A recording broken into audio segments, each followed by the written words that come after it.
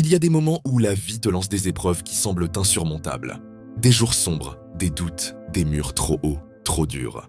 Tu es peut-être face à une montagne immobile, attendant une réponse qui ne vient pas. Mais écoute, ta foi, même petite comme un grain de moutarde, peut tout changer. Ce n'est pas de la magie, c'est le pouvoir du ciel. Reste jusqu'à la fin. Ce message pourrait être exactement ce que ton âme attendait. Commente maintenant. La foi me relève. Il y a des moments où la vie nous lance des épreuves qui semblent impossibles à surmonter. Nous marchons dans des jours sombres, entre doutes et fatigues, sentant que les murs devant nous sont trop hauts, trop durs, trop lourds. Peut-être as-tu été là, face à une montagne qui ne bouge pas, attendant une réponse qui ne vient pas, luttant pour garder l'espérance vivante au milieu des tempêtes. Mais laisse-moi te dire quelque chose que tu as besoin d'entendre aujourd'hui. Tu n'es pas seul et ta foi, même petite comme un grain de moutarde, peut déplacer cet obstacle.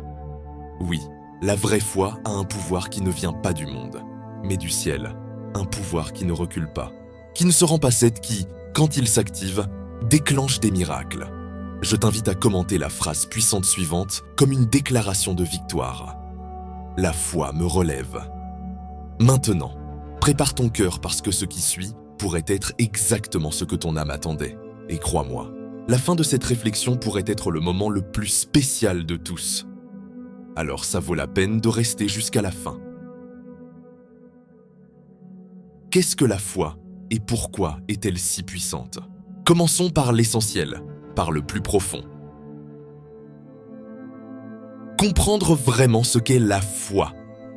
Parce que souvent on parle de foi comme si c'était simplement une émotion, une pensée positive, une belle idée qu'on a dans la tête. Mais la vraie foi, celle qui déplace les montagnes et qui conquiert tout obstacle, n'est pas un simple désir, n'est pas une illusion. C'est une force spirituelle vivante, active, réelle qui connecte ton cœur au pouvoir de Dieu. La Bible dans Hébreux chapitre 11 verset 1 dit que la foi est la certitude de ce qu'on espère, la conviction de ce qu'on ne voit pas. Arrête-toi un instant et pense à ça. Elle ne dit pas que la foi est un soupçon ni une possibilité. Elle dit que c'est une certitude, c'est-à-dire une sécurité totale.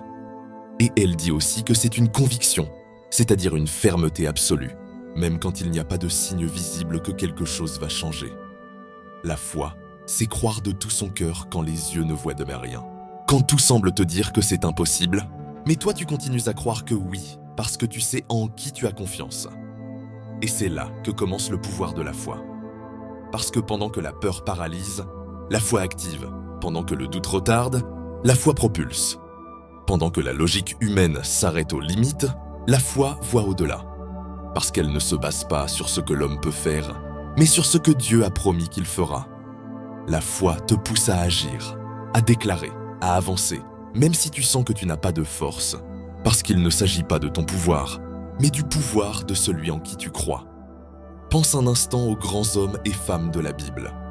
Aucun d'eux n'a rien conquis seulement avec la logique, avec la stratégie ou avec des ressources humaines. Ils l'ont fait avec la foi. Moïse s'est tenu devant la mer Rouge, avec tout un peuple derrière et une armée qui le poursuivait. Et il n'avait ni plan ni bateau, mais il avait la foi. Et la mer s'est ouverte. Josué a marché autour des murs de Jéricho pendant 7 jours sans lever une épée. Mais avec la foi, et les murs sont tombés. David s'est confronté à un géant bien plus fort et préparé que lui, mais son arme la plus puissante n'était pas la fronde. C'était sa foi. La foi n'est pas de la passivité. Ce n'est pas croiser les bras et attendre que tout se résolve comme par magie. La foi te pousse à te bouger en obéissance, à faire des pas, même s'il semble qu'il n'y a pas de chemin. La vraie foi te fait marcher sur l'eau, comme Pierre, tant que tu gardes les yeux sur Jésus. Le problème n'est pas la mer. Le problème, c'est que souvent on enlève les yeux du maîtrette, on commence à couler. Mais même là, même quand tu tombes, la foi te rappelle que si tu cries à Dieu, il tend la main et te relève. Cher auditeur, nous sommes tous passés par des moments où on sentait que tout était contre nous. Maladie, problèmes familiaux, dettes, solitude, trahison. Et au milieu de tout ça, l'esprit crie abandon. Mais la foi murmure espérance. La foi te dit que cette forage n'est pas la fin, que cette douleur n'est pas pour toujours, que cette lutte n'est pas pour te détruire, mais pour te rendre plus fort, plus sage, plus rempli de Dieu. Non, La foi ne signifie pas que tout sera facile, non. Elle ne garantit pas qu'il n'y aura pas de larmes, mais elle garantit que tu ne marcheras pas seul, que chaque pas que tu fais en obéissance sera soutenu par le ciel, que si tu crois, tu verras la gloire de Dieu se manifester même dans la vallée la plus sombre. Et ici, je veux que tu graves ça dans ton cœur. La foi ne change pas toujours les circonstances instantanément, mais elle change toujours ton cœur face aux circonstances. Parce que quand tu as la foi, même si tout autour reste pareil, toi, tu n'es plus le même. Tu ne te désespères plus, tu ne te plains plus, tu ne te rends plus. Tu restes ferme avec paix au milieu de la tempête. Et cette paix est le fruit de faire pleinement confiance que Dieu a le contrôle, même quand tu ne le comprends pas. Donc, dans cette première partie, je veux te laisser cette vérité claire comme de l'eau. La foi est un pont entre ton impossibilité et le pouvoir illimité de Dieu. Peu importe la taille de l'obstacle, la dureté de l'épreuve. Si tu décides de croire, Dieu s'occupera du reste. Deuxième partie, comment activer une foi qui conquiert dans la vie réelle. Maintenant que nous comprenons ce qu'est la foi et pourquoi elle est si puissante, l'étape suivante est fondamentale. Apprendre à activer cette foi dans la vie réelle. Parce que beaucoup croient en Dieu, prient, lisent la Bible, mais sentent encore que leur foi est endormie, éteinte, inactive. Et ça arrive parce qu'ils n'ont pas appris à l'exercer, à la mettre en action. La foi n'est pas seulement quelque chose qu'on ressent, c'est quelque chose qu'on vit. Imagine ça. La foi est comme un muscle. Nous naissons tous avec le potentiel de l'avoir, mais si tu ne l'exerces pas, si tu ne le bouges pas, si tu ne l'utilises pas, il s'atrophie. Il en va de même pour la foi. Dieu a mis en toi une mesure de foi, mais ça dépend de toi de la nourrir et de la renforcer chaque jour. Alors, comment activer cette foi dans la vie réelle? Comment vivre une vie qui conquiert les obstacles avec le pouvoir de la foi? Décomposons-le étape par étape. 1. La foi s'active avec la parole de Dieu. Tu ne peux pas avoir une foi ferme si tu n'es pas ancré aux promesses de Dieu. Romains chapitre 10 verset 17 dit que la foi vient en entendant et l'entendre par la parole de Dieu. Ça signifie que plus tu écoutes, lis, médites et déclares la parole, plus ta foi devient forte, parce que ton esprit commence à s'aligner sur ce que Dieu dit et non sur ce que le monde crie. La peur se nourrit des nouvelles, des commentaires négatifs, des expériences douloureuses, mais la foi se nourrit des promesses du ciel. Tu veux activer ta foi. Alors commence chaque jour en ouvrant la Bible, même si c'est un seul verset. Prends une promesse et fais la tienne. Écris-la, répète-la, proclame-la. Par exemple, quand tout est difficile, rappelle-toi, je puis tout par celui qui me fortifie. Ou quand tu sens qu'il n'y a pas de sortie, déclare, bien que je marche dans la vallée de l'ombre de la mort, je ne craindrai aucun mal, car tu es avec moi. C'est la manière la plus puissante de garder ta foi vivante. 2. La foi s'active en obéissant même si tu ne comprends pas tout. Cette partie est difficile pour beaucoup parce qu'on veut tout comprendre avant de bouger. On veut des garanties, des signes clairs, de la logique, mais la foi te demandera souvent d'obéir avant de voir les résultats. De faire le pas même si tu ne vois pas le chemin. De faire confiance même si tu ne comprends pas les pourquoi. Tu sais pourquoi? Parce que Dieu n'a pas besoin que tu comprennes tout. Il a besoin que tu fasses confiance en lui. Abraham est sorti de sa terre sans savoir où il allait, seulement parce que Dieu le lui avait dit. Pierre a jeté les filets encore une fois après les avoir ramassés vides, parce que Jésus le lui avait demandé. Marie a accepté de porter dans son ventre le Sauveur du monde, même si elle n'avait aucune idée de comment ça se réaliserait. L'obéissance est une expression suprême de foi. Chaque fois que tu obéis à Dieu, même si tu ne vois pas la logique, tu actives une foi qui ouvre des portes, qui brise des chaînes, qui conquiert des miracles. 3. La foi s'active quand tu décides de parler vie et non défaite. Cher auditeur, tes paroles sont puissantes. Proverbe, chapitre 18, verset 21, dit que la mort et la vie sont au pouvoir de la langue. Tu te rends compte? Ce que tu déclares avec ta bouche affecte ce qui se passe autour de toi. Si tu dis toujours « ça ne marchera pas, c'est trop dur, je n'ai pas de chance, je n'en peux plus », alors tu éteins ta foi avec ta propre bouche, tu sabotes tes propres prières. Mais si tu décides de parler avec foi, même si tu ne vois rien encore, alors tu sèmes de l'espérance, de la force et des miracles sur ton chemin. Quand tu dis « ça va changer », Dieu est à l'œuvre. Ma situation ne me définit pas. Mon avenir est entre les mains de Dieu. là tu actives le ciel. Tes paroles doivent s'aligner avec ta foi. Parce que ça ne sert à rien de croire quelque chose dans ton cœur si tu le contredis avec ta bouche. 4.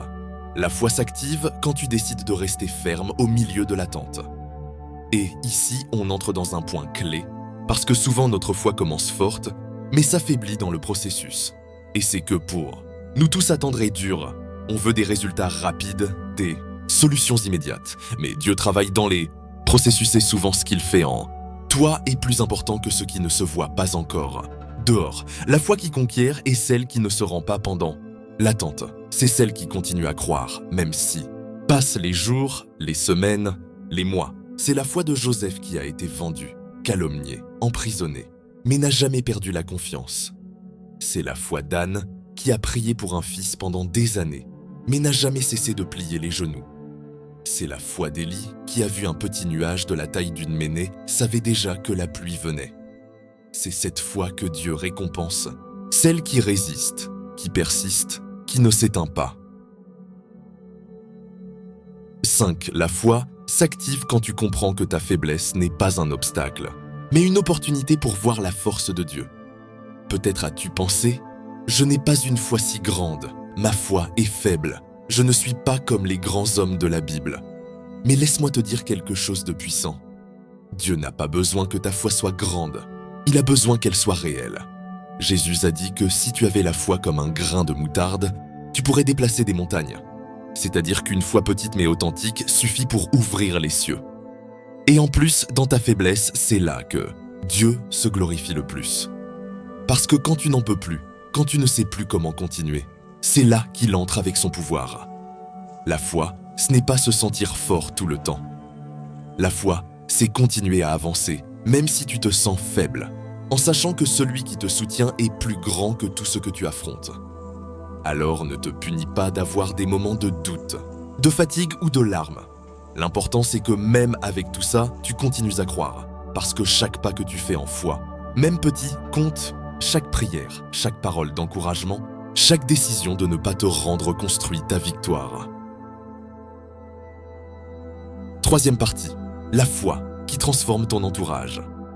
Comment ta foi peut changer ta famille, ta santé, tes finances et ton destin?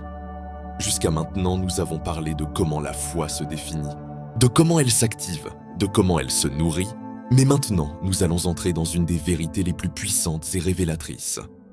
La foi ne te transforme pas seulement toi, elle transforme aussi ce qui t'entoure. La foi n'est pas seulement un outil personnel, c'est une semence qui, quand tu la sèmes, commence à affecter chaque domaine de ta vie. Ta famille, ta santé, tes finances, tes relations, ton avenir, ton but, parce que la foi authentique a un effet multiplicateur. Peut-être écoutes-tu ça avec le cœur brisé parce que ta famille est cassée. Tes enfants sont éloignés, ton conjoint est distant ou ton foyer vit dans un conflit constant. Peut-être regardes-tu ta vie financière et ne vois que des dettes, de la pénurie, des portes fermées ou peut-être as-tu reçu un diagnostic médical qui t'a enlevé la paix. Mais écoute ça, la foi est le canal par lequel Dieu manifeste son pouvoir dans l'impossible. Quand tu décides de vivre avec foi, tu ne parles plus pareil, tu n'agis plus pareil, tu ne pries plus pareil. Et ça commence à produire des changements tangibles autour de toi, même si au début ça ne semble pas. Dieu se bouge quand il trouve de la foi et souvent il ne change pas les circonstances tout de suite parce qu'il veut d'abord changer ton intérieur. Mais pendant que tu es transformé, ce qui t'entoure commence aussi à s'ordonner sous sa volonté. 1. La foi change ta famille. Il y a une histoire dans la Bible dans Actes chapitre 16 où Paul et Silas sont en prison. Ils sont enchaînés au plus profond du cachot, mais au lieu de se plaindre, ils commencent à prier et à chanter des hymnes à Dieu. Et quelque chose d'extraordinaire se passe. Un tremblement de terre secoue l'endroit. Les portes s'ouvrant et les chaînes se brisent. Le geôlier, en voyant ça, s'effraie et demande « Que dois-je faire pour être sauvé ?» Et Paul lui répond quelque chose de puissant. « Crois au Seigneur Jésus-Christ et tu seras sauvé, toi et ta maison. » Tu l'as vu? La foi d'un seul homme peut provoquer la transformation de toute une famille. Peut-être es-tu le seul croyant dans ta maison maintenant, mais si tu restes ferme dans la foi, en priant, en faisant confiance, en aimant et en attendant, Dieu peut œuvrer dans le cœur de chacun. Parfois, on voudrait qu'il change vite, mais Dieu travaille dans des processus. Ne te décourage pas. Chaque prière de toi a un écho dans le ciel. Chaque fois que tu te tais pour ne pas discuter, chaque fois que tu sers sans recevoir en retour, chaque fois que tu agis avec foi au milieu de ton foyer, tu sèmes un environnement où Dieu peut se mouvoir. 2. La foi change ta santé. Jésus, pendant son ministère sur la terre, a guéri beaucoup de personnes. Et si tu fais attention, dans beaucoup de cas, il leur disait « ta foi t'a guéri ». Qu'est-ce que ça signifie?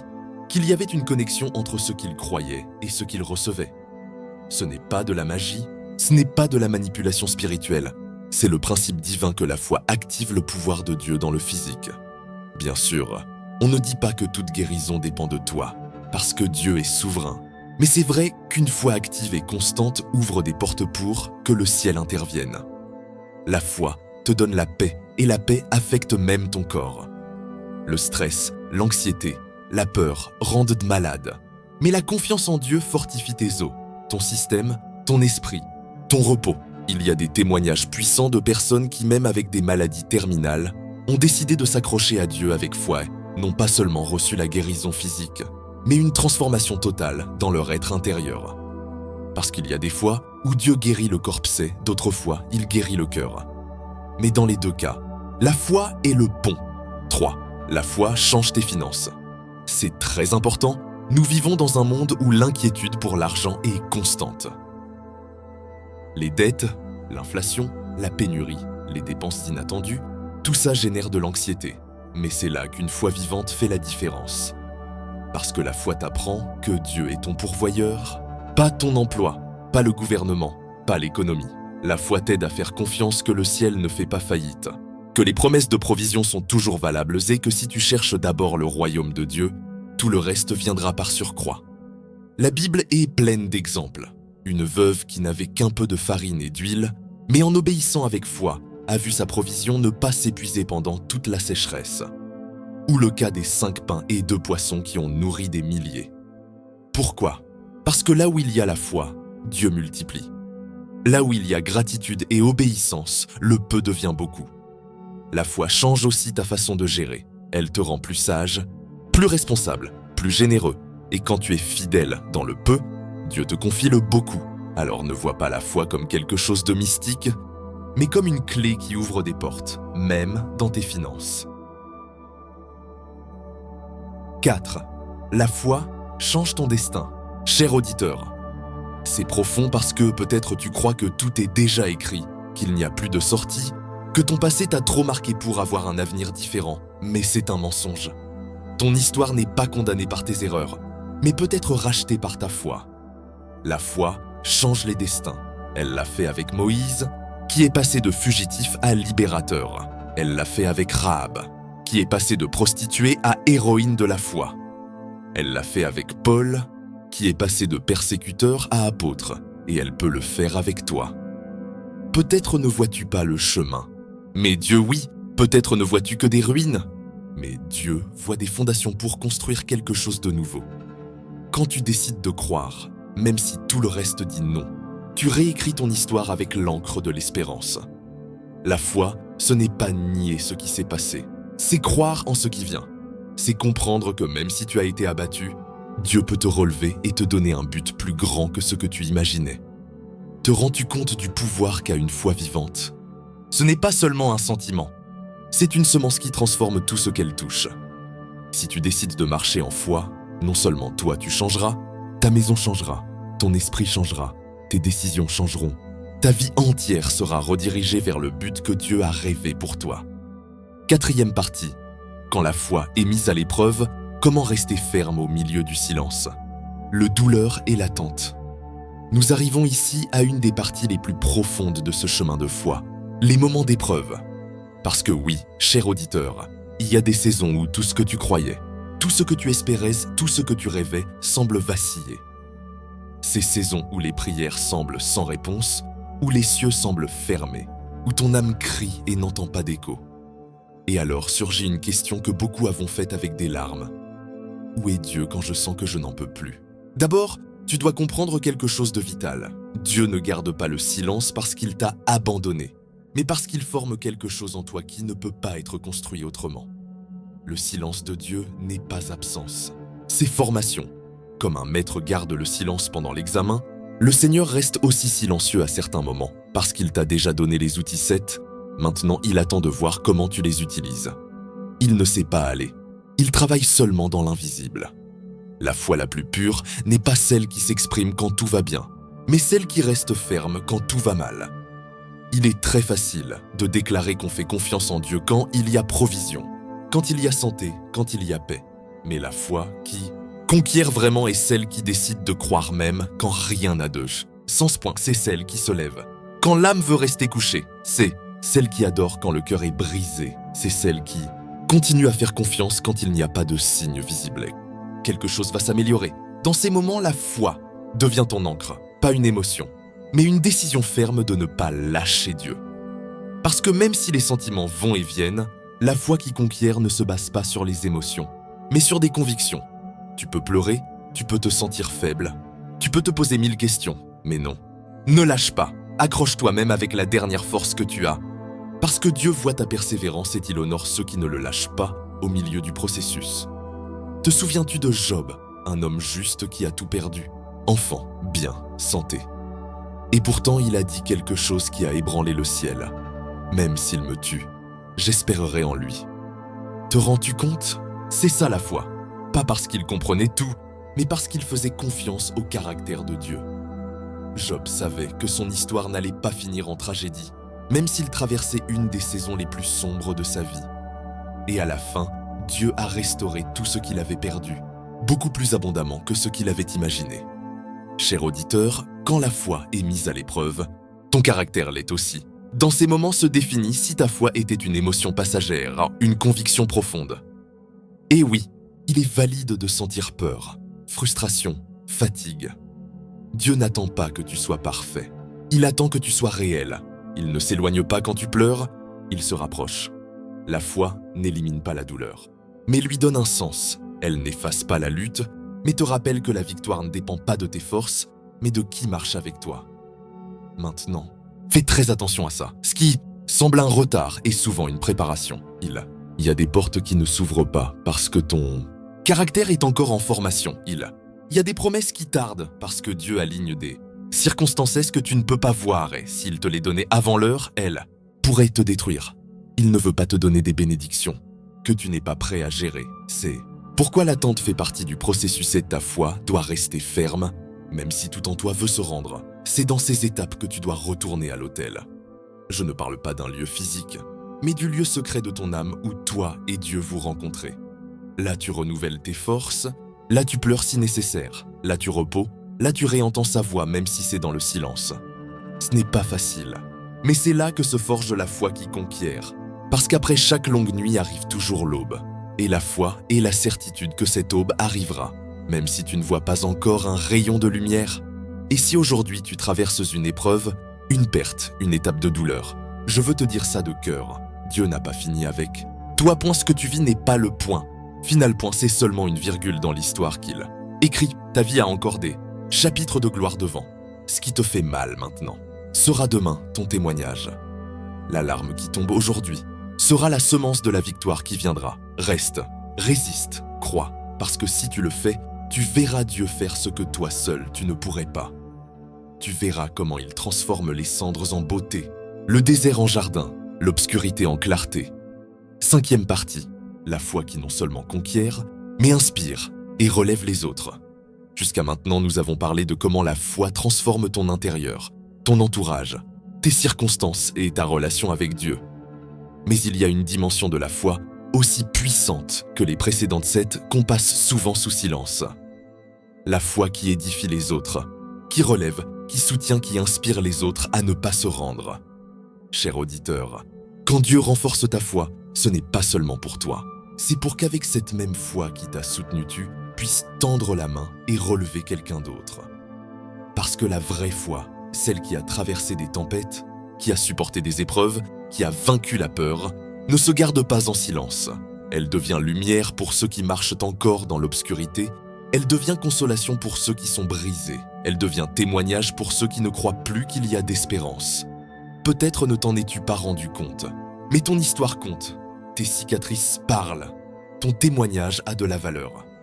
Les fois où tu as pleuré en silence, les fois où tu as prié sans force, les fois où tu as choisi de faire confiance même quand tout s'écroulait, tout ça n'a pas été en vain, parce qu'un jour Dieu mettra devant toi quelqu'un qui traverse la même chose que toi tu as vécu.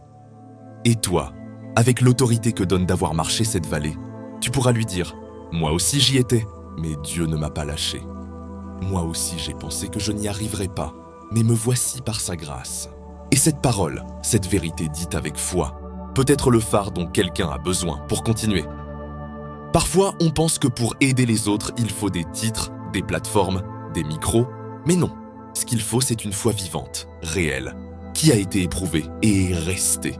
Une foi qui ne parle pas seulement, mais qui se voit dans tes actes, dans ta patience, dans ton service, dans ta compassion.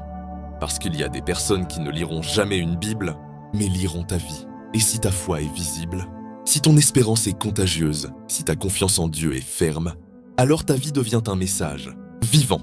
Paul, dans une de ses lettres, a dit quelque chose qui résume ça parfaitement. Consolez les autres avec la consolation que vous avez vous-même reçue. C'est la foi en action. C'est la mission de celui qui a été fortifié par Dieu, devenir force pour les autres. Et il ne s'agit pas d'avoir toutes les réponses.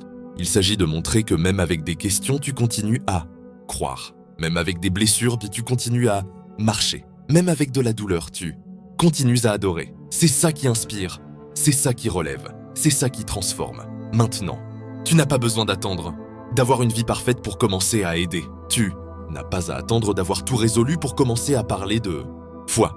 Dieu utilise des personnes ordinaires, avec des cœurs disposés, des gens qui osent dire « Je suis en processus, mais je crois. Je suis en lutte. Mais je ne me rends pas. Je suis fatigué, mais je continue à faire confiance. » Ces personnes sont celles qui impactent le plus parce qu'elles parlent depuis la vérité, pas depuis l'apparence. Il y a quelqu'un maintenant près de toi, ou peut-être de l'autre côté du monde qui a besoin d'une parole, d'un câlin, d'une prière et tu peux être la réponse. Te rends-tu compte du privilège? Ce que Dieu fait en toi n'est pas seulement pour toi, c'est pour que ça coule vers les autres. Et quand tu décides de partager la foi, tu ne perds rien. Au contraire, ta foi se renforce, parce que la foi qu'on partage grandit. De plus, quand tu aides les autres à se relever, quelque chose s'active en toi. Tu commences à voir que même tes moments les plus durs avaient un but, que tes chutes ont servi à comprendre, que tes larmes t'ont rendu plus humaine et que Dieu n'a jamais gaspillé une seconde de ton processus. Tout faisait partie de la formation pour te transformer en une personne qui non seulement vainque, mais enseigne aux autres à vaincre. Maintenant, je te demande avec amour et vérité, es-tu prêt à laisser ta foi être utile pour les autres? Es-tu prêt à partager ton histoire, ton espérance, ta confiance en Dieu, même si tout dans ta vie n'est pas résolu? Parce que si tu le fais, alors ta vie sera comme une torche au milieu de la nuit. Et crois-moi, il y a beaucoup de gens dehors qui ont besoin de cette lumière. La foi qui conquiert devient foi qui édifie. La foi qui t'a relevé, toi sera la même qui relèvera les autres. Dieu ne t'a pas donné cette force pour que tu la gardes, mais pour que tu la multiplies. Et si tu décides d'être ce canal, cet instrument, alors je t'assure que tu feras partie des miracles les plus beaux qui se peuvent vivre. Voir comment quelqu'un récupère sa foi grâce à ce que toi, tu as vécu avec Dieu. 6e partie, comment cultiver une foi constante et vivante tout au long de ta vie. Jusqu'à maintenant, nous avons compris ce qu'est la foi, comment elle s'active, comment elle transforme notre entourage, comment elle nous soutient dans les épreuves 7, comment elle peut inspirer les autres. Mais il y a quelque chose d'aussi important que tout ce qui précède, apprendre à maintenir cette foi allumée toute la vie. Parce que beaucoup commencent le chemin avec feu, enthousiasme et détermination, mais avec le temps, ce feu se refroidit, s'éteint ou devient routine. Et c'est là que beaucoup trébuchent, pas parce qu'ils ne croient pas, mais parce qu'ils ont cessé de nourrir leur foi. Cher auditeur, la foi n'est pas une émotion passagère, ni une étincelle momentanée. C'est une flamme qui doit être soignée, ravivée et protégée chaque jour. Ne peut pas vivre aujourd'hui avec la foi d'hier, ne peut pas affronter les géants d'aujourd'hui avec la force spirituelle d'il y a des années. Tu as besoin d'une foi fraîche, vivante, profonde, qui grandit avec toi, qui mûrit, qui se fortifie avec les années, qui ne s'éteint pas avec le temps, ni ne s'use avec les circonstances. Mais comment y arriver? Comment cultiver une foi qui résiste au passage des années, aux hauts et bas de la vie, aux crises inattendues? Je te l'explique étape par étape. 1. Prends soin de ce qui nourrit ta foi. Ta foi est comme une plante. Si tu l'arroses, elle grandit. Si tu la négliges, elle meurt lentement. Et ce qui arrose ta foi n'est pas seulement la prière ou la lecture de la Bible, qui bien sûr sont essentiels, mais aussi tout ce que tu consommes avec ton esprit et ton cœur. Que regardes-tu tous les jours? Qu'écoutes-tu? Quelles conversations remplissent tes pensées? Parce que si tout ce qui entre dans ta vie, ce sont des nouvelles négatives, des critiques, des commérages, de la peur, du divertissement vide, peu à peu la foi commence à s'affaiblir. Tu as besoin de t'entourer de choses qui élèvent ton esprit. Messages de foi, louanges qui te connectent à Dieu, personnes qui t'encouragent, lectures qui t'édifient. Quand tu te remplis du bon, ce qui jaillit de toi, c'est l'espérance. Mais si tu te remplis de doutes, de plaintes des autres, il est normal que ta foi se sente vide. Ce n'est pas de la magie, c'est de la nourriture spirituelle. Comme le corps a besoin de nutriments pour bien fonctionner, ton âme a besoin de nutriments de foi pour rester forte. 2. Crée des habitudes spirituelles solides. La foi ne grandit pas seulement avec l'émotion, elle grandit avec la discipline. C'est-à-dire qu'il ne suffit pas d'avoir des moments spirituels intenses de temps en temps. Il faut de la constance. Prier quand tu en as envie, c'est facile. Mais prier quand tu ne ressens rien, ça fortifie la foi. Lire la parole quand tout va bien, c'est beau. Mais la lire quand tu es confus, fatigué ou brisé, c'est ce qui forme des racines profondes. Établis des temps quotidiens, même bref, pour parler avec Dieu, pour méditer sa parole. Pour remercier, tu n'as pas besoin de rituels compliqués. Seulement un cœur sincère qui dise « Seigneur, me voici. Parle-moi, guide-moi, accompagne-moi ». Cette simplicité répétée tous les jours crée une foi solide comme le roc. Parce que la constance est ce qui transforme une flamme en feu permanent. 3. Apprends à marcher par foi, non par vue. Ce point est fondamental parce qu'il y a des moments où tu ne verras pas de résultats immédiats et c'est là que la majorité se rend. Mais la foi mûre comprend qu'elle n'a pas besoin de voir pour croire, mais qu'elle croit même quand elle ne voit rien. 2 Corinthiens, chapitre 5, verset 7, dit que nous marchons par la foi, non par la vue. Ça signifie qu'on ne se guide pas par ce qu'on voit avec les yeux naturels, mais par ce qu'on croit dans le cœur. Il y aura des jours où il te semblera que Dieu est loin, que tes prières rebondissent au plafond, que rien ne change. Mais c'est là que tu dois te rappeler. Dieu ne m'abandonne pas, même si je ne le sens pas.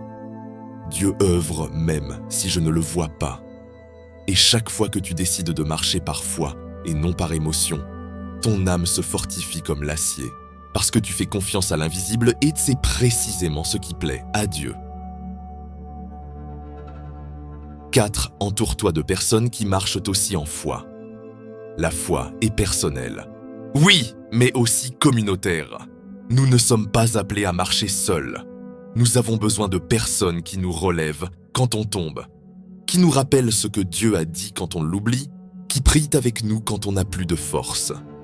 La Bible dit que le fer aiguise le fer et le frère le frère. Ne cherche pas à t'entourer de gens parfaits, mais de gens qui marchent en foi comme toi, avec leurs luttes, leurs batailles, mais avec le même désir de ne pas se rendre, parce que la foi se multiplie quand elle se partage. Un témoignage peut fortifier ton espérance. Une prière peut te renouveler. Une parole à temps peut t'éviter de te rendre. Ne t'isole pas, marche avec d'autres. Et si maintenant tu n'as personne comme ça près de toi, prie pour que Dieu te les amène, il le fera. 5. Célèbre chaque victoire, aussi petite soit-elle. Une façon puissante de maintenir ta foi vivante est d'apprendre à reconnaître et remercier chaque signe, chaque miracle, chaque réponse, même si elle semble minime. Souvent, on est si focalisé sur ce qui n'est pas encore arrivé qu'on ne voit pas ce qui se passe. Déjà, tu as respiré aujourd'hui. Dieu t'a gardé au milieu du danger. Tu as eu un petit avancement dans ce « Pourquoi tu as prié ?» Célèbre ça, voilà. Gratitude est le carburant de la foi. Parce que quand tu remercies, tu reconnais que Dieu œuvre. Et quand tu reconnais ça, ta foi s'active encore plus. N'attends pas la réponse parfaite pour célébrer. Rends grâce pour chaque pas, pour chaque détail, pour chaque moment. La foi se fortifie quand tu comprends que Dieu est avec toi, chaque étape du processus, pas seulement à la fin. 6. Souviens-toi toujours de ce que Dieu a déjà fait. La mémoire est une arme spirituelle. Souvent, quand on affronte de nouveaux défis, on oublie les fois où Dieu nous a déjà délivrés, nous a déjà pourvus, nous a déjà guidés. Mais si tu regardes en arrière, tu verras que tu n'es pas arrivé ici par hasard. Ça n'a été sa main, sa grâce, sa fidélité. Fais mémoire, écris tes témoignages. Souviens-toi de tes prières exaucées. Repasse tes moments de victoire. Parce que ce que Dieu a fait avant, il peut le faire encore. Il ne change pas. Et quand ton esprit commence à se remplir de doutes, tu peux le contrer avec un souvenir de sa fidélité. Ça ravive ta foi et te prépare pour ce qui vient. Cher auditeur, cultiver une foi durable n'est pas difficile, mais ça demande de l'intention. C'est une décision quotidienne. C'est un style de vie. Il ne s'agit pas d'être parfait, mais d'être constant. Et si tu décides aujourd'hui de faire de la foi ta façon de vivre, je t'assure que tu verras Dieu se mouvoir de façon que tu n'as jamais imaginée. 7e partie, la récompense éternelle de la foi. L'héritage incorruptible qui attend ceux qui persévèrent.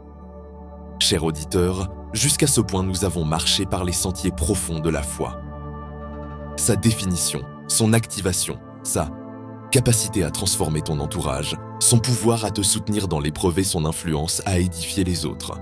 Mais maintenant, nous arrivons à la destination finale de tout vrai croyant, la récompense éternelle. Parce que la foi n'est pas seulement utile pour vaincre dans cette vie, la foi est la clé qui ouvre les portes de l'éternité. C'est l'encre de l'âme qui te connecte non seulement aux promesses terrestres, mais à la gloire céleste.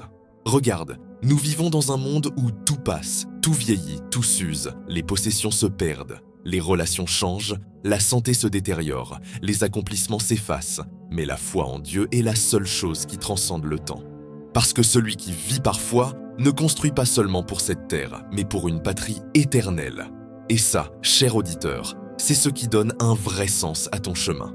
Hébreux chapitre 11, ce puissant chapitre connu comme le Salon, des héros de la foi mentionnent des hommes et femmes qui ont vécu en croyant sans avoir encore reçu la promesse. Et il dit qu'ils sont morts dans la foi, désirant une patrie meilleure, une céleste. Le vois-tu, la foi ne concerne pas seulement recevoir des choses ici, mais garder le regard sur l'éternel, en sachant que ça ne finit pas dans un cercueil, que ta vie ne s'éteint pas avec le dernier soupir, mais que ton âme est destinée à rencontrer Dieu face à face. Et ici, il y a une vérité que tu dois embrasser. La foi qui persévère sera récompensée au-delà de ce que tu peux imaginer. Jésus lui-même l'a dit dans Jean chapitre 14. Dans la maison de mon Père, il y a beaucoup de demeures. Je vais donc vous préparer une place. Il a promis qu'il viendra pour nous, pour ceux qui auront cru en lui, qui auront fait confiance à sa parole, qui auront marché avec foi au milieu des luttes. Ce lieu préparé n'est pas une métaphore, c'est une réalité qui attend ceux qui ne se rendent pas. Quand l'apôtre Paul est arrivé à la fin de sa course, après des années de persécution, prison, coups, solitude et abandon, il a déclaré avec force dans sa dernière lettre à Timothée : « J'ai combattu le bon combat. J'ai achevé la course. J'ai gardé la foi. Dorénavant, la couronne de justice m'est réservée. » Quelle déclaration puissante! Paul n'a pas parlé de richesse, ni de titre, ni de gloire. Il a parlé de quelque chose de beaucoup plus précieux, une couronne qui ne se flétrit pas, une récompense éternelle donnée par le juste juge. Cette même couronne t'attend si tu décides de persévérer. Et non, il ne s'agit pas de vivre avec peur de la perdre, mais avec joie de savoir qu'il t'attend quelque chose d'infiniment meilleur que tout ce que ce monde peut t'offrir. Parce que quand tu vis avec une foi ferme en le Seigneur, tout prend sens. Tes batailles ne sont pas inutiles. Tes larmes ne sont pas oubliées. Tes sacrifices ne passent pas inaperçus. Chaque pas que tu fais en obéissance, chaque renoncement, chaque acte de foi est compté dans le ciel. Dans Apocalypse chapitre 2, Jésus parle à l'église de Smyrne, une église persécutée et dans la tribulation, et il leur dit quelque chose qui ébranle l'âme. « Sois fidèle jusqu'à la mort, et je te donnerai la couronne de la vie. » Tu l'as entendu? Ce n'est pas la gloire, pas l'approbation des gens, pas les applaudissements du monde, c'est la couronne de la vie, celle que seul Jésus peut donner. Et cette promesse est toujours valable aujourd'hui. Cher auditeur, la vie avec foi n'est pas facile, mais elle est glorieuse.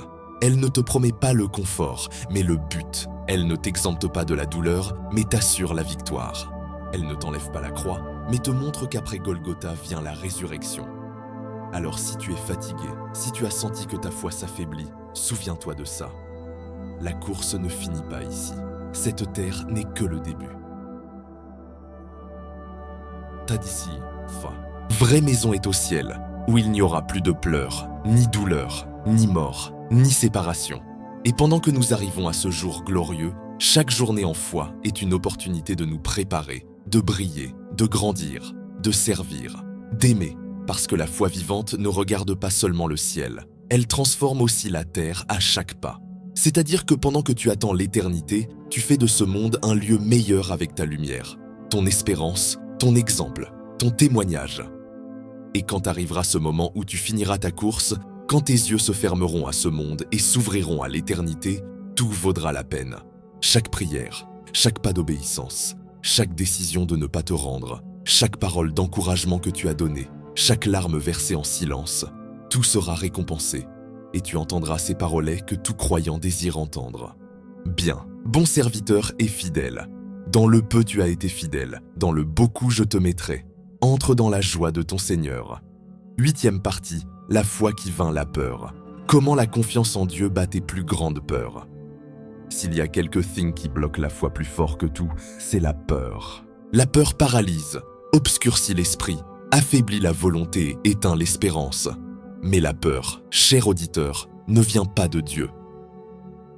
2 Timothée, chapitre 1, verset 7, dit clairement « Car Dieu ne nous a pas donné un esprit de timidité, mais de puissance, d'amour et de maîtrise de soi. » Ça veut dire que si tu es dominé par la peur, tu as besoin de rallumer la flamme de la foi.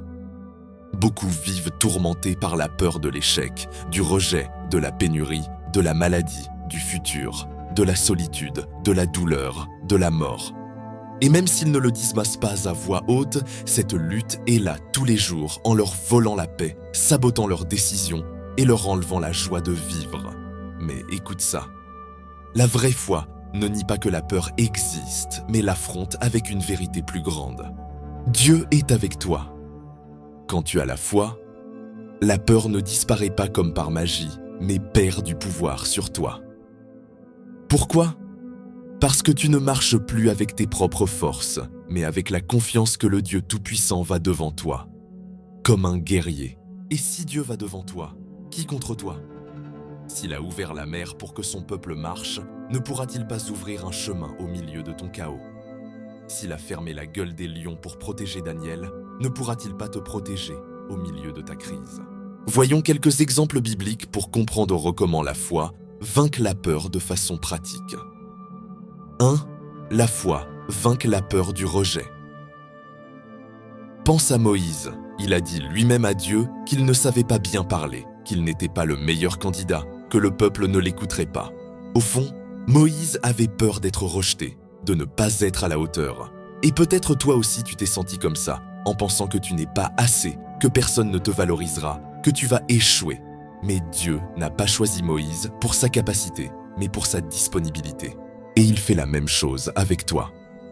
La foi te dit, même si on ne m'approuve pas, je continue. Même si on me critique, j'avance. Même si on me ferme des portes, je sais que Dieu en ouvrira de meilleures. Parce que quand tu sais qui t'a envoyé, tu n'as plus besoin que les hommes te valident. Cette sécurité te libère de la peur du rejet. 2. La foi vainc la peur du futur. Une des peurs les plus communes est celle de l'avenir. Que va-t-il se passer demain? Et si je perds mon travail? Et si je tombe malade?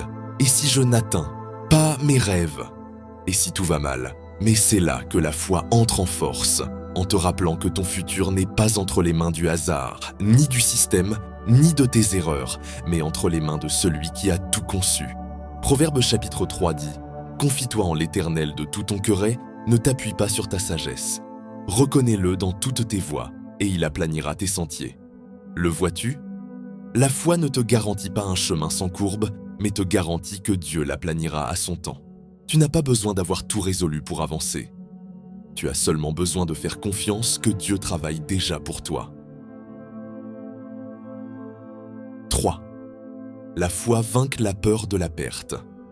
Peut-être as-tu perdu des choses précieuses, des personnes, des opportunités, la santé, des années et la peur qui s'installe après une perte est profonde. Peur de perdre encore, peur de ne pas te remettre, peur de ne pas trouver de remplacement. Mais la foi t'apprend que tout ce qui se perd en Dieu ne se perd pas en vain, que même la douleur, quand elle est livrée, à lui devient partie de ton but. Job a tout perdu, mais par sa foi, Dieu lui a rendu le double. David a passé des années en fuite, mais a été couronné roi au temps parfait. Joseph a été vendu, oublié, humilié, mais a fini par gouverner l'Égypte. Qu'avaient-ils en commun? Une foi inébranlable. Ils n'ont pas nié leur douleur, mais ne se sont pas rendus non plus. Et c'est ce à quoi tu es appelé. Ne pas nier ton histoire, mais croire que Dieu peut la racheter. 4. La foi vaincre la peur de la mort. C'est peut-être la peur la plus profonde de l'être humain. Mais la foi la transforme complètement, parce que celui qui vit avec foi sait que la mort n'est pas la fin, mais le passage vers l'éternité. Jésus a vaincu la mort pour que tu ne vives plus esclave de cette peur. Et s'il a vaincu, toi aussi tu vaincras. C'est pourquoi Paul a pu dire « Ô mort, où est ton aiguillon ?» La foi te donne la paix face à l'inévitable. Elle te permet de vivre chaque jour avec but, sans peur, en sachant que le jour où tu devras partir, t'attend la présence glorieuse du Père. Et pendant que ce jour arrive, ta vie ici continue d'avoir du sens, de la mission, du pouvoir. 5. La foi vainc la peur de l'échec. Oui, parfois la peur de l'échec est si forte qu'on n'essaie même pas. Mais la foi ne se base pas sur les résultats, mais sur l'obéissance. Et si tu échoues, ce n'est pas la fin, c'est une leçon. C'est une partie du processus. Parce que dans la foi même, les chutes servent à te fortifier, à t'enseigner, à te rapprocher plus de Dieu. Pierre a renié Jésus. C'était un échec dur. Mais sa foi n'est pas morte. Il s'est relevé, a été restauré, a fini par être un des leaders les plus puissants de l'Église primitive. Ne permets pas que la peur d'échouer t'empêche d'essayer ce que Dieu a déjà mis dans ton cœur. Cher auditeur, les peurs viendront. Non, on ne peut pas les éviter. Mais on peut décider comment y répondre. Et si ta réponse est la foi, alors tu vivras libre. Parce que là où il y a foi, il y a pouvoir. Là où il y a foi, il y a paix. Là où il y a foi, il y a avance. La peur est une ombre. Mais la foi en Dieu est une lumière qui la dissout complètement. 9e partie. Comment vivre guidé par la foi tous les jours? Porter ta confiance en Dieu de la théorie à la pratique quotidienne. Jusqu'à maintenant, nous avons compris que la foi est bien plus qu'une croyance. C'est une force vivante, active qui peut déplacer l'impossible. Mais si cette foi ne s'applique pas dans la vie réelle, si elle ne se traduit pas en action quotidienne, en décisions concrètes, en changement de pensée et comportement, alors elle risque de devenir seulement émotionnelle ou conceptuelle. C'est pourquoi, aujourd'hui, je veux te parler de quelque chose de vital. Comment se voit une vie guidée par la foi dans le quotidien? Quand tu n'es pas à l'église, quand tu ne pries pas, quand tu vis simplement ton jour à jour. Parce que, cher auditeur, vivre par foi n'est pas un événement spirituel sporadique. C'est une façon constante d'affronter chaque moment de la vie, depuis que tu ouvres les yeux le matin jusqu'à ce que tu les fermes la nuit. La foi se manifeste dans comment tu parles, comment tu penses, comment tu décides, comment tu réagis aux défis, comment tu traites les autres, comment tu gères ton temps et tes ressources. La foi touche tout et quand elle devient vraiment l'axe de ta vie, tout commence à s'aligner sous la volonté de Dieu. 9e partie. Comment vivre guidé par la foi tous les jours? Porter ta confiance en Dieu de la théorie à la pratique quotidienne. Jusqu'à maintenant, nous avons compris que la foi est bien plus qu'une croyance. C'est une force vivante, active qui peut déplacer l'impossible. Mais si cette foi ne s'applique pas dans la vie réelle, si elle ne se traduit pas en action quotidienne, en décisions concrètes, en changement de pensée et comportement, alors elle risque de devenir seulement émotionnelle ou conceptuelle. C'est pourquoi, aujourd'hui, je veux te parler de quelque chose de vital.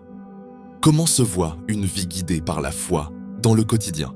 Quand tu n'es pas à l'église, quand tu ne pries pas, quand tu vis simplement ton jour à jour. Parce que, cher auditeur, vivre par foi n'est pas un événement spirituel sporadique. C'est une façon constante d'affronter chaque moment de la vie, depuis que tu ouvres les yeux le matin jusqu'à ce que tu les fermes la nuit. La foi se manifeste dans comment tu parles, comment tu penses, comment tu décides, Comment tu réagis aux défis? Comment tu traites les autres? Comment tu gères ton temps et tes ressources? La foi touche tout et quand elle devient vraiment l'axe de ta vie, tout commence à s'aligner sous la volonté de Dieu. 2. Vivre par foi, c'est obéir même quand tu ne comprends pas tout. Ce point est une pierre angulaire dans la vie chrétienne. Parce que souvent on veut comprendre avant d'obéir, mais Dieu te demande souvent l'obéissance d'aborder. Ensuite, il révèle le pourquoi. La foi te fait marcher sans savoir tous les détails, comme Abraham qui est sorti sans savoir où il allait, comme Noé qui a construit une arche sans avoir vu d'eux, puis comme Marie qui a accepté de porter dans son ventre le Sauveur sans comprendre. Comment ce serait possible quand tu choisis d'obéir à ce que Dieu met dans ton cœur? Même si tout n'a pas de sens logique, tu déclares avec tes actions que tu fais plus confiance en lui qu'en ton raisonnement humain. Cette obéissance, même si elle coûte, ouvre des portes, active des miracles et te positionne pour recevoir ce que le ciel a déjà préparé pour toi. 3 pans vivre. Parfois, c'est prier comme si tout dépendait de Dieu et agir comme si tout dépendait de toi. La vraie foi ne reste pas assise à attendre que tout tombe du ciel. La foi prie, oui, mais agit aussi. La foi fait confiance, mais se bouge aussi. Jésus a dit « Demandez et il vous sera donné. Cherchez et vous trouverez. Frappez et l'on vous ouvrira. » Tu vois, il y a prière, mais aussi action. Vivre par foi, ce n'est pas de la passivité. C'est prier pour la provision et sortir chercher des opportunités. C'est prier pour la restauration et faire des pas vers le pardon et la réconciliation. C'est prier pour la santé et prendre soin de ton corps. Bien t'alimenter, faire ta part, c'est prier pour la direction et être attentif aux signes que Dieu te donne pendant le jour. Parce qu'une vie guidée par la foi combine dépendance de Dieu avec responsabilité. Personnel 4, vivre par foi, c'est filtrer chaque décision par la volonté de Dieu. Chaque jour tu prends des décisions, certaines petites, d'autres grandes. Et sais-tu ce qui fait la différence entre une vie dirigée par l'esprit et une vie guidée par la chair? La foi qui consulte Dieu avant d'agir. Quand tu fais de la prière ton premier pas, pas ton dernier recours. Quand avant de signer quelque chose, d'entrer en relation, d'investir, de changer de ville, de faire un business, tu dis « Seigneur, ça vient de toi, ça glorifie ton nom, c'est partie de ton plan pour moi. » Une vie guidée par la foi n'est pas impulsive, elle est sensible, elle est obéissante. C'est une vie qui ne se laisse pas emporter par la hâte ni par les pressions externes, mais par la paix interne qui vient quand tu es en syntonie avec la volonté de Dieu. S'il n'y a pas de paix, n'avance pas. S'il y a confusion, attends. Parce que la foi t'apprend que tout ce qui brille n'est pas aurais, tout ce qui semble bien n'est pas volonté de Dieu. 5. Vivre par foi, c'est faire confiance que Dieu a le contrôle, même quand toi, tu ne l'as pas. Ce point peut changer ta vie parce qu'un des plus grands défis qu'on affronte est le désir de tout contrôler. On veut gérer les temps, les résultats, les réactions des autres, le futur, mais la foi t'apprend à lâcher, à faire confiance que même si tu ne vois pas tout le panorama, Dieu oui, et qu'il travaille même quand tu ne le sens pas, quand tu ne le comprends pas, quand tu ne le vois pas. Vivre par foi, c'est dire « Seigneur, même si je ne comprends pas ce que tu fais, je sais que tu es bon, et si tu es là-dedans, alors je suis en sécurité. » Cette confiance profonde, constante, réelle, te libère de l'anxiété, du perfectionnisme, du désespoir. Et quand tu vis comme ça, tu commences à profiter de la vie avec plus de paix, plus d'espérance, plus de plénitude.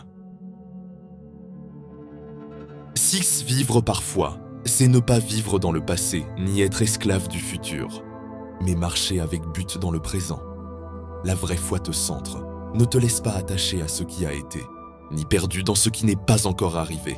Elle t'ancre dans le présent avec la conviction que Dieu œuvre ici et maintenant ça transforme ton jour à jour. Tu commences à voir chaque matin comme une nouvelle opportunité, chaque conversation comme un espace pour semer, chaque petit acte comme partie de quelque chose de grand. Une vie guidée par la foi est une vie intentionnelle. Elle ne va pas en automatique, ne se laisse pas emporter par le courant, elle va guider par but, par vision, par direction divine. Et chaque pas, aussi petit qu'il semble, compte-moi cher auditeur, ce type de foi n'est pas inaccessible, n'est pas pour quelques spéciaux. C'est pour tout celui qui décidait de rendre sa vie à Dieu et faire confiance à sa guide. Et si tu écoutes ça maintenant, c'est parce qu'il t'appelle à vivre par foi tous les jours. Pas seulement dans les moments de crise, pas seulement quand ça te fait mal, mais aussi quand tu es tranquille, quand tout semble bien, quand le chemin semble plat. Parce que la foi n'est pas seulement pour les jours sombres, aussi pour les jours clairs, pour te maintenir connecté, reconnaissante, sensible à ce que Dieu veut faire. Merci Bi d'avoir regardé le contenu. Nous continuerons à uploader des vidéos pour vous. Et si vous voulez plus de vidéos de ce type, laissez un commentaire, donnez un like et abonnez-vous à la chaîne.